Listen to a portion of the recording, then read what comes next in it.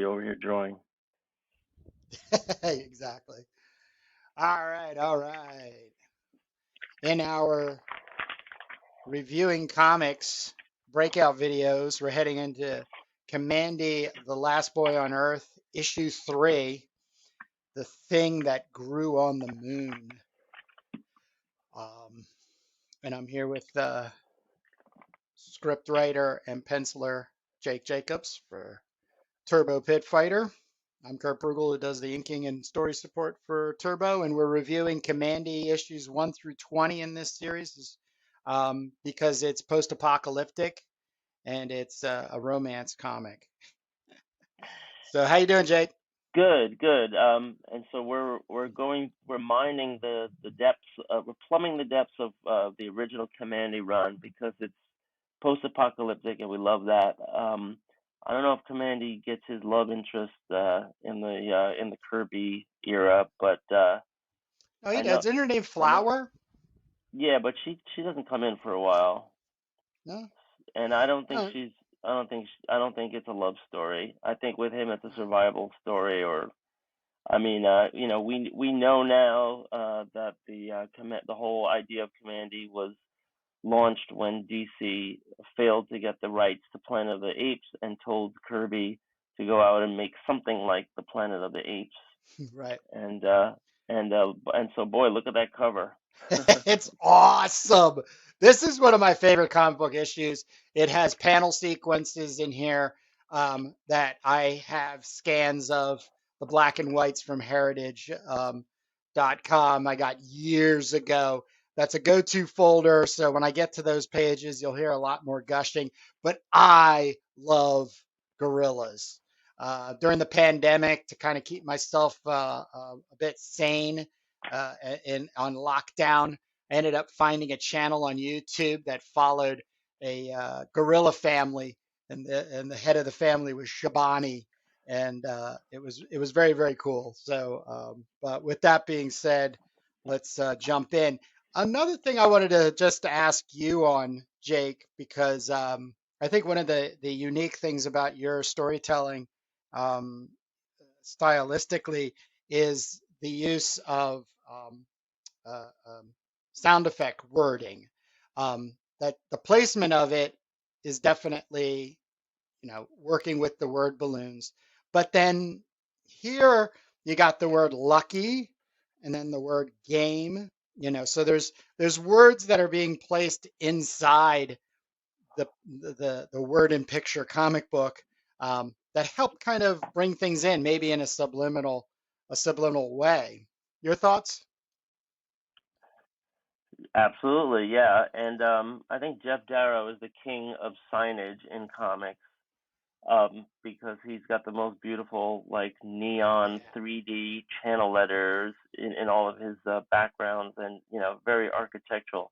But this was a thing in Marvel and DC, I guess, is that artists used to put billboards all over the place that would have all kinds of inside Yeah, jokes yeah. and Easter eggs.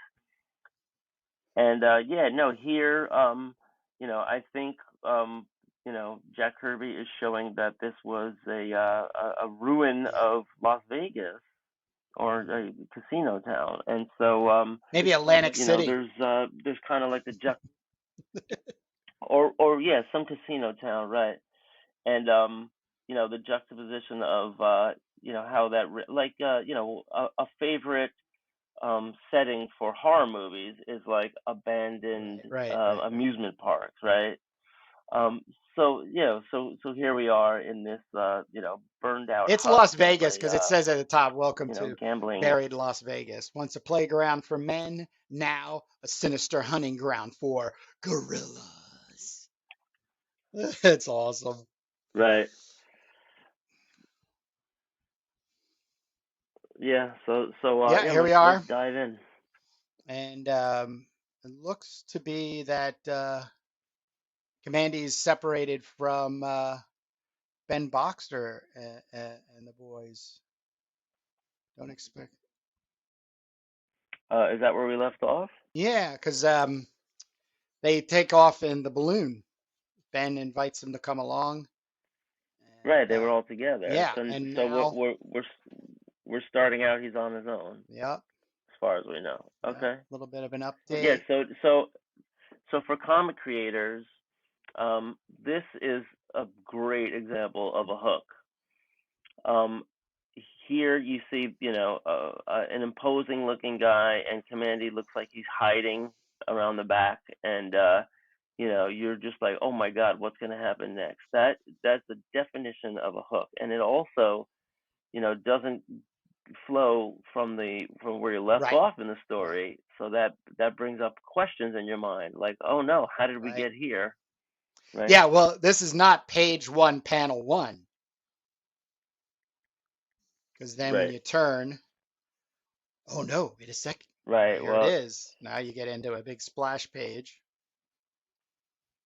right, and this is a Yeah, double page yeah. splash, right? This And is whole Kirby hog. was wont to do, right? He was doing that in a lot of his comics, and so there's also, like, this is a continuation of the hook. It's right away a payoff, right? You're getting some real value here. So you have a hook, and then you turn the page, and then you have this whole action sequence, where tons of things are happening. There's lots of space here for words, so you're getting into the story, and Kirby is really trying to. He's a professional trying to draw the reader in to where he's going, and so this is a great example of how to do that. I'm not saying do double page splashes, They're hard to pull off. but um, they're hard to pull off. Also, you have the little split Yeah, the in the gutter. middle, which yeah, which is tough. But it is exciting, and and I like the use of foreground Yep. elements, right? Because it kind of breaks things up. Kind of like unofficial panel Yeah, I was borders, just and gonna same say, thing yeah, goes for that the whip. whip too. Yeah. But then what going back to what I was, Yeah. kind of asking for your input on, here we have another, it's just a word balloon. It's just giving us narration. And then the main, gorilla guy is making, gotcha little doggy, and then here, and then we jump over to here, word balloon, and then word, bam. It's very, it's explanative, Right. but it's just, it's so well crafted. It seems so simple, but the readability is still so undeniable. And I think this is, whether it's secondary or a afterthought or a subconscious thought by Kirby, it's so well placed and delivering in keeping you moving in a storytelling.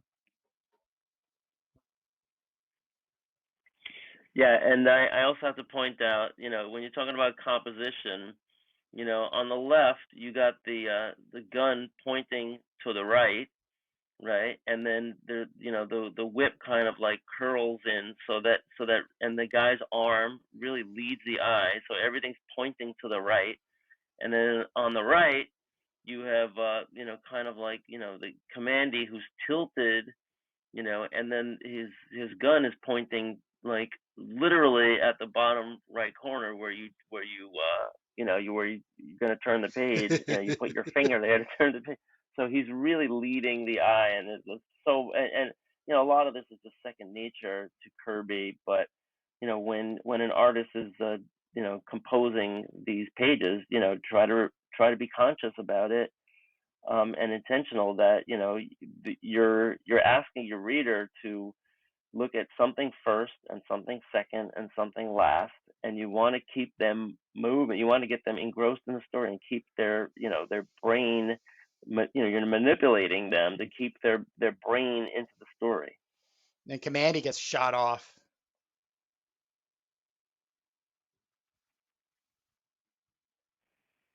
Right. So now he's in the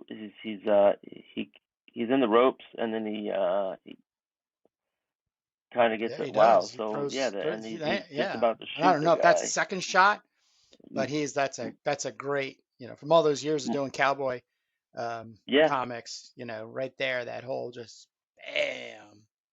Yeah, these two gorillas in the back, boom, nab him. He's Right. a That pose. feisty little boy. Right. Uh-huh. Yeah, Right. I remember all this.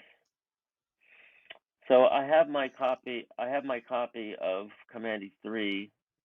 It's I think in my garage, but yeah, um, yeah, I got to complain about these colors again. They're I too agree. sanitized. Yeah, I agree. Yeah, and I don't know how true they are to I'd the rather this original. book just been black and white, to be honest with you.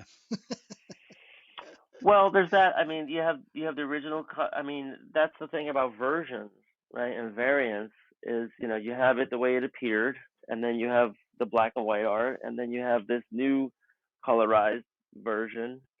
Um, and they're all different in their own way.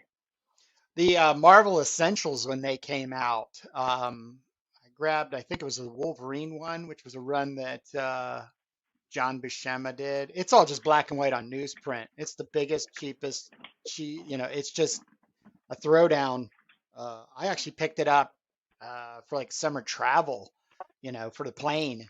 I think they were like $10 or something like that, and just perfect. But they're trying to toe, I think, the collectability line. I know back in like 2011, even getting up towards 2014, the trades were just hot ticket money grabbing items for the big publishers to put stuff out and grab. Yeah, they're definitely big nowadays. A graphic novel or a trade paperback, collects multiple comics all at once, and it's also because we're getting away from comic stores and we're getting more into bookstores now.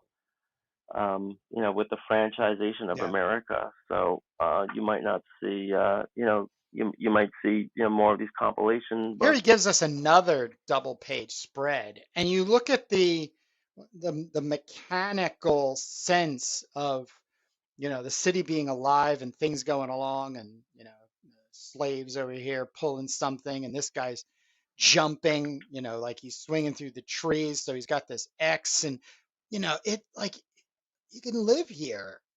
This boot, I mean, it's just a boot on a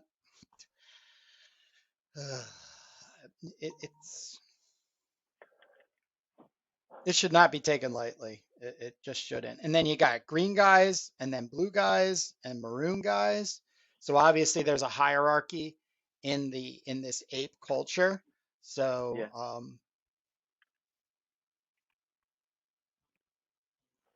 yeah. I mean, he's doing it again. He's dividing the page, um, with these ropes, and he's very purposefully leading the eye. There's just enough information on here, like text. I think this is an action comic. You don't get too bogged down. So and mhm, here's your second double mhm. page spread in the same comic. So this is like bonus activity here. Look, action, action, action. Set up. So we're talking one page, 2 pages more. That's 3, 4, 5. And this is not even really a rest. This is action. Yeah, well, Jack Kirby's. And Yeah, then now we get into a conversation, and this is where it starts for me, as it might be the bias because it's gorillas, but I love the way this sequences. And there's this conversation, argument, what have you. They cut Kamandi loose, and I guess they're going to try to break him. But he picks up this big square block, stone, and then here comes Kamandi with his little David, slingshot, you know, and David and Goliath. it takes So that first panel goes across whack, 2 pages. bop. Look at it. What's that again? The first panel goes across 2 pages. No, it doesn't. Sorry about that. That's Oh, okay. gutter. Oh, gotcha. But it has yeah, it definitely has, landscape wise, it's on the same line. Um, but yeah, pretty damn sweet. But these pages. I'm going to look for the pages and throw them up. I think they're originals, what have you. But I don't, it's just seeing them in black and white. That movement is just really nice. And then once again, you get to that. Just reading that, like, swish, whack, plop. Right, and Ugh, the word balloons are starting to pop out of the panel borders a little bit.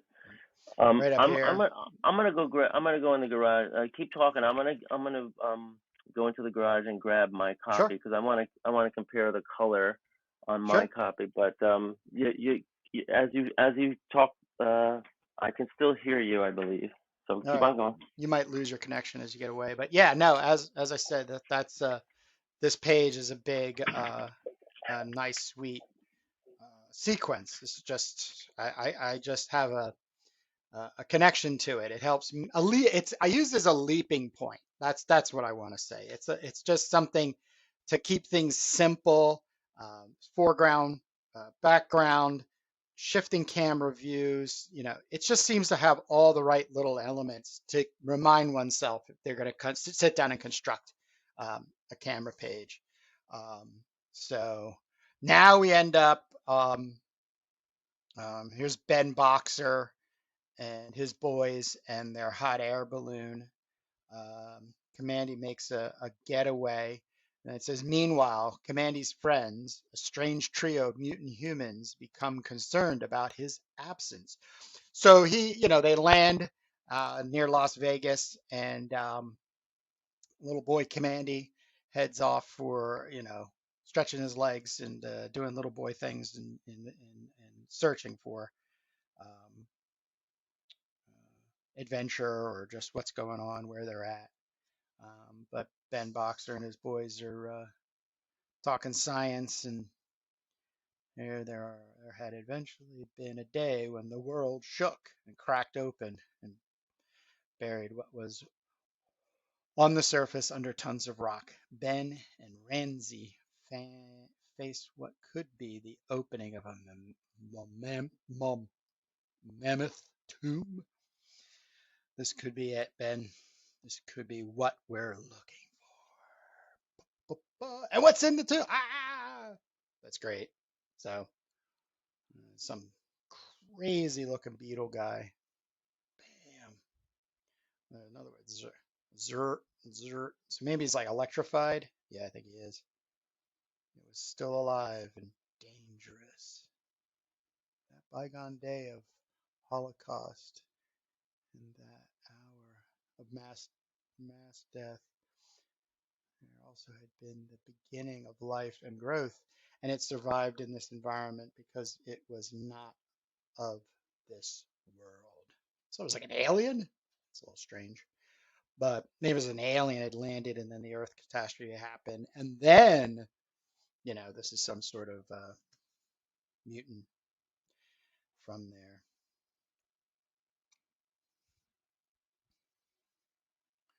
And then we get into chapter 3, Encounter with Death.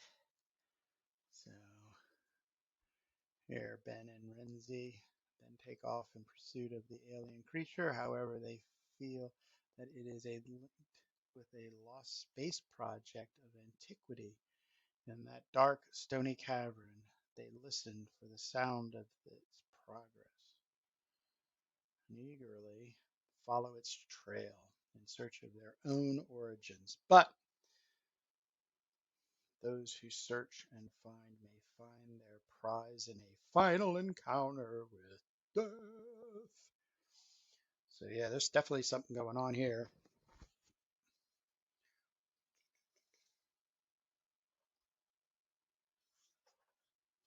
Oh, their suits.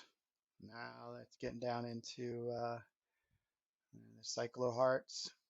Change them into these Silver Surfer looking characters. And then Chaku the Mighty. That's this big leader ape guy chasing Kamandi. I like how they run off, and then even on the same page, you get this setup transition. to the chase of Kamandi, and this is where he's gonna get into Las Vegas, City of Lights. There you go. Nice establishing shot. Really nice establishing shot. Oh, like boom. Reminds me a lot of. Wow, I lost Jake. Here, I guess he has to come back in second. Yeah. All right. So, I mean, they're in Las Vegas. I was just making a comment about this really sweet establishing shot over here. Um, you don't see that often. You don't see people taking the time to actually show an environment to give you something of where you're going into. Um, you know, Well, we do that. yes, yes, we do. Instead of having two talking heads, kind of, oh, where are we? Well, this is a blah blah blah blah blah. So Right. Commandy's being chased by Chaku the Mighty, and through Las Vegas. So here's another really great fight sequence, and then Ben and the boys are they all had stopped and let down their their ropes from uh, the balloon, and Commandy went off on his own to do a little adventuring. But then even the Ben Boxer and his buddy Renzi, they go off searching down this cavern, and then there's this mutant alien bug creature that they end up wanting to chase down. They even chase him down with their cyclo heart. So Right. So now we got two threads yeah, going in the same yep. And I had made storyline, a comment about and and at the bottom of this page, this panel um, is giving us a leap into then the chase sequence. So you're not having to make you're making that leap all within that one page. well, I ruined my connection by going into the garage, and I got my Commandy box, and this is not just my Commandy box. This is my Kirby box. So Oh, I'm chock full of Black Panthers and Omax and Atlas and Demon and 2001. I Double Dinosaur. I got it all here. Machine Man, Silver Star, but as far as like a complete run, I uh, I realized to my horror that I don't think I have Commandy number three. whoa! Put it on your list. I gotta put it on my list, and I do have a nice amount of duplicates here. I have like two issue fives. I have two 30s. I have two issue six. So I do have my doubles, but I don't have number three. So I'm just looking on with you. I mean, generally speaking, the color is it's more washed out. The pages are more yellow, but I wanted to see, what the difference is between the reprint that you have, where they completely recolored things, and Well, the other tough part is that this is a crisp white paper, and the original comics were done on pulpy, you know, off white paper. The tone of it is it's always a subdued tone, and I've made this comment before where printing on stark white paper it just makes things very bright, no matter if it's color or not. If you have a lot of these big, um, gaping white holes, which your word balloons should have something of maybe a little separation for readability. But yeah, it's we grew up with crappy comic books, printed yeah, wise. I like I Just like better when I like it better when they make the paper off white, I right agree. on I purpose. agree. But that's the mistake here. I mean, the same thing with yellow, right? Yeah, Why are they making 100% perfect yellow? you're Like, right. make it a little muted. Because I mean, I don't know. Are they really getting the new audience with, as opposed to like the nostalgia audience, and It just seems, that you want to get the nostalgia audience. This is like, hey, I'm buying all the old Commandys Yeah, in this book yeah. here. So bring back that charm. Well, there's probably some level of technological cost involved as well. So it might have been 3 times cheaper to do it this way than it would have been to use high res scans and then rip them down into whatever film or digital or whatever it is going to, it just maybe I'm speculating, to then have China, Yeah, print out, you know, 50,000, 100,000 copies of this and ship them to all the book distributors. yeah. I mean, it seems like they went back to the line art and they just had somebody recolor it.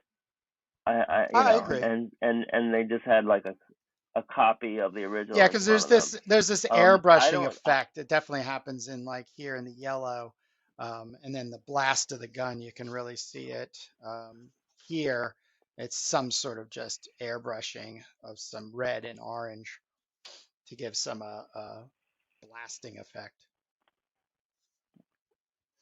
Right. So they're basically Mm, using Photoshop here, but yeah, to do the color, and they're trapping it with a yeah, nice thick yeah, black line art. But yeah, I think they should have, like, I think we said this before, but I think what we should have done is taken an old comic and remove the halftone dot and just repair everything so that you don't have the out of registration and you don't have the you know mistakes. you know yeah. But I think that's a part of the charm. I love off registration and seeing the Ben-Day dots, and I like right. crappy. I like when things are unsmoothed out. I like rough. I even like when people think they're making something high quality and it comes out a little shitty. Right. I love that. Like that's like, my definition of campy is that you think you're making something top notch and when it's delivered it comes across as campy. And that's if I could just adapt it my way, for process, you know, I'd work on it that way. It's like I use a really low grade scanner because at this point, I don't want there to be all the nuances of crispness. I'd rather there be something left, like even having my glass plate, scanning plate, dirty, is fine by me. Really. Um, Right. it You get. is, it is, it is. There's something about it for me. It's just a kind of like another layer, or in space to just like, wow, what the hell? Is that supposed to be there? Or just, and it's all probably even like Well, subconscious. But I do yeah. everything I can to stay away from perfection, and I Well, have no yeah. If I apologies can, for if it. I can psychoanalyze you for a second, it's Go for it. probably a throwback to when you were a little kid and you're eating your Bazooka Joe gum and you're getting that flavor and the sugars hitting your brain and you're staring at those little Bazooka Joe comics, which was the most out of register comics in history. That's like the red isn't even touching the blue, and you're trying to figure out, and you're looking at this like, oh my god, what meatball press operator, was Jake, doing this? Jake, I am not kidding you. You had nailed it on the marker. I mean, I'm not. Yeah. When I used to love Bazooka. Yeah, no, you have to go back to Bazooka Joe just being the shittiest bubblegum too, right? But Right. you would unwrap that thing because you would grab the cartoon. The little cartoon was folded up, but it was on the outside of it would just meet come outside the wrapper, and you'd use that to pull the gum, the wrapper off the gum. You pop the gum on, you unfold the cartoon, and you would sit there in the hot sun. Right. Just, And I owe you're you a using all hundred your bucks. I owe you $100 for that therapy session. But yeah, and yeah, yeah. you got all the five senses working Oh because even yeah, even when you're absolutely first of right. all, it was a penny. So whenever you Yeah. have a penny clanking around in Or your you found pocket, a penny. and then then you buy the Bazooka Joe, and when you're unwrapping it, you already are smelling the gum, right? There's like a There's smell to white the gum, sugary and so the powder to it. comics, right? Because there was powder, all loose powder Oh all over it, God. and so you're getting the powdered sugar. The powdered sugar is in the air, and whatever other like factory chemicals, dust that was lying around, and then you're unfolding the comic, bringing it Oh closer to your man. face, and you're inhaling the powder, and then you're starting to chew the gum, which God knows what else, what other filler ingredients are in there, but and then you're looking at these little comics, and it was like a five Oh, panel strip or yeah. something, if I remember, and it was the worst It was just registration blue and ever. red. And then It that's was how just you blue and learn red. about, right. Yep. Well, you got the white of the Blue and red. paper, and then right, and so yeah, it's Oh, Jake. talk about Oh, like Jake, you nailed basics. it. You nailed it. You're gonna have to, yeah, you're gonna have to put a Bazooka Joe image in Oh, I there. am. I am. I'll get a couple of images. I'll have a couple of images flowing by on there. You're right. You're absolutely right. And let me play my old man card. The thing that keeps me connected to my creative spirit were the hours and days that I spent outside playing, whether it was with friends or just out on my own. Just like Kamandi did here in this episode, he's out. This is young Kurt. My hair never got that long, but sometimes I'd be shirtless and my jeans and stuff were always ripped up. Shoes were falling apart.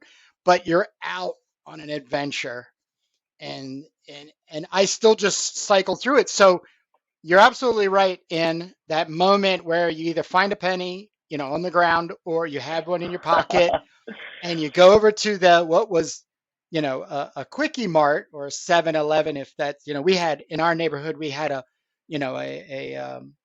nondescript quickie mart, not 7-Eleven place, but you could still get slushies there and such. But there was a big plastic jar, at the counter. It said one Right. penny, and it was full of Yeah. that. You dug your hand in there, pulled it out, gave that man the penny, ran out, sat on the curb, and just as you explained, and yeah, the stupidest little comic in the world, but it's a part of my psyche. Yeah. So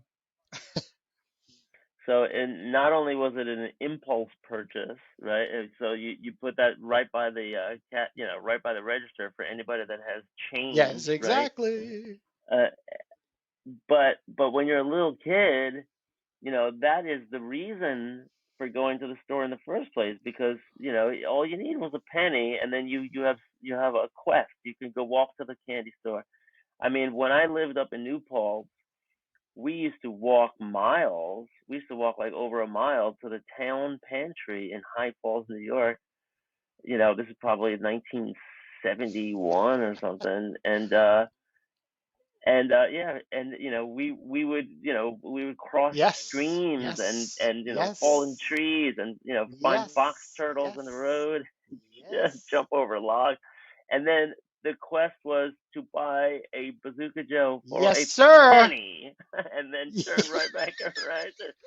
So, but walking into the candy store, you also get hit with the sights and the smells, right? You unbelievable wave of color, and then all the smells of all the powdered sugar in the air, and all the other things, and the stuff that's out of your reach, like, oh my God, a Ooh, Baby Ruth bar, or a oh, marathon bar, or oh my God, if I only had, like, a quarter, yeah. what I could do with it. Yeah, so you might be. So I'm looking at some Bazooka Joe on Google Images. You might be hard pressed to find one that's out of register really bad, because they Ah, they damn it. clean these all up. But hopefully you can show, like, exactly how bad it was. And there's, I'm looking at one that has black, blue, and no, it has blue, red, yellow, and black. But there was also the ones that were just blue and red, and the white paper. So that, But look at, I mean, my wheels are spinning on packaging for a comic. It is just that. Just think of the depth. I mean, just one more time, just go through the depth of having a piece of gum and the spike in sugar, the respite of traveling a mile to get to this place and then getting like pulled into a 4 panel comic on this little piece of paper like it was slipped to you by the girl that likes you in the class. Right, And then you just go, and then you might have kept it. You might have thrown it on the ground. You might have put it in the trash can. I never kept them. I never collected, Bazooka Joe comics. Totally disposable, and then back on your journey to get back home. And that right, comic might have even told you what to do in your next adventure.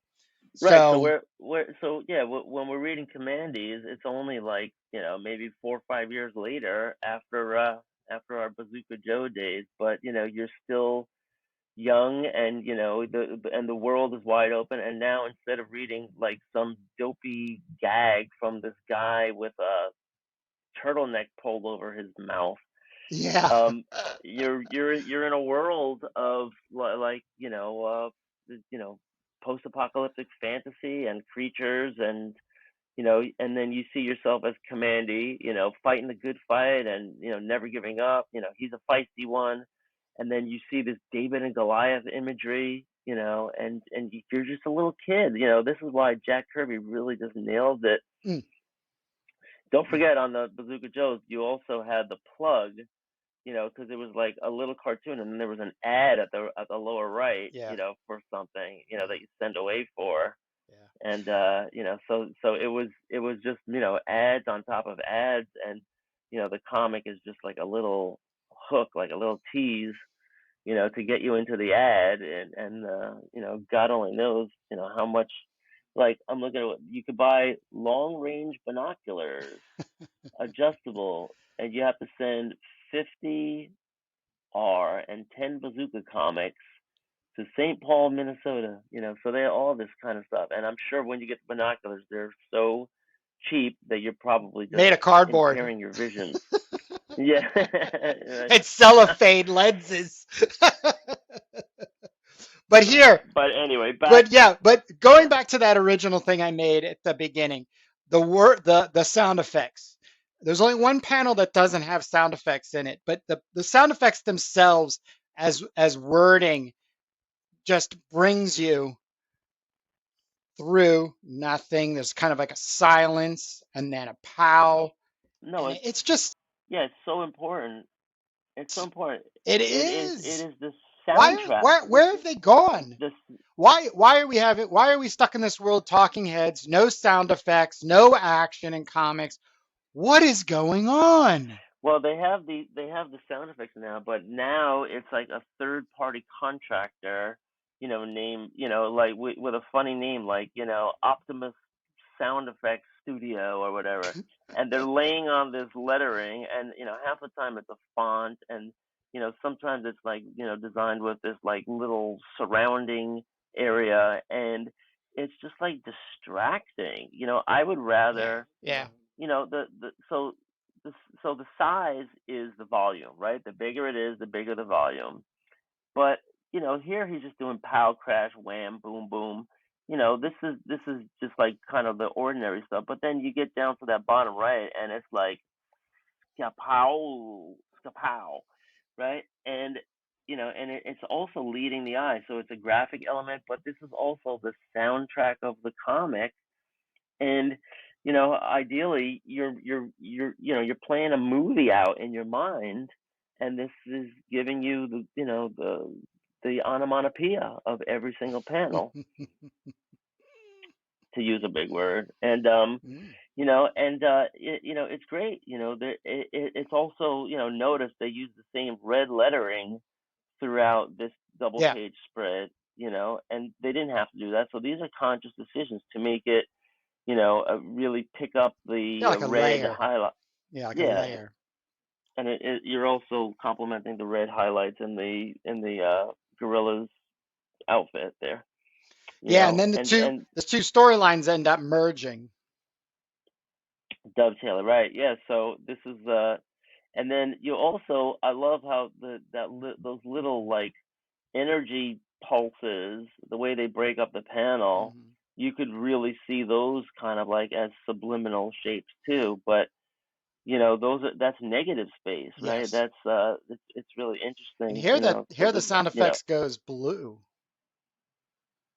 right. So now you're out of the red sequence. So, it's like another scene in a movie, Hmm. and the color scheme for this spread is different There's a too. There's a lot of lot more gold and yeah, yellow. and it's airbrushed. y- All this stuff down in here is airbrushed. So, but I'm sure they're Right. coming off of whatever the registrating of the Yeah, no, original I'm comic. looking at the traditional color. Yeah, I have Commandy 6 in front of me. What's this one? I have 4. I mean, it's a very imperfect thing, where they would have a plate and I think they would just use like maybe like a marker or some kind of thing, and it's really dirty in some areas. Like you just get like patchy magenta crud all over the place, and sometimes the press was running a little heavy on the magenta, and it would just literally be sludge, that was being slopped around in the press room, and not to mention the fact that it's out of Hmm. registration. And I see here, yeah. So just to preview something coming up, I see Flower is in issue Okay. number 6. So I don't know if she comes in issue 5 or 6, but she's there. But yeah, that's the beauty of the coloring process and the randomness and unpredictability of it that you're completely missing in this new Right. Treasury edition. So That then right, this is all like here's a perfectly colored. classic. When you thought the baddie was down, you know, totally rising up, destroy the enemy. I won't die. Not while that Right, thing lives. And it's gonna go. And Chaka's going for the alien electro bug. So Chaka ends up at the end being Chaku. Sorry, Chaku mighty ends up being um, the hero, and does pulls a Hercules and knocking the pillars down last, and then just the sound effects, just like, oh yeah, and then the aliens blue sound effect, and then it runs back into red, and then this was always a popular thing at the end of let's say children's material in the 70s, especially, was that the adults telling the child, explaining, you know, what had happened, um, and to not fret. Things won't get things won't get as bad as it just got.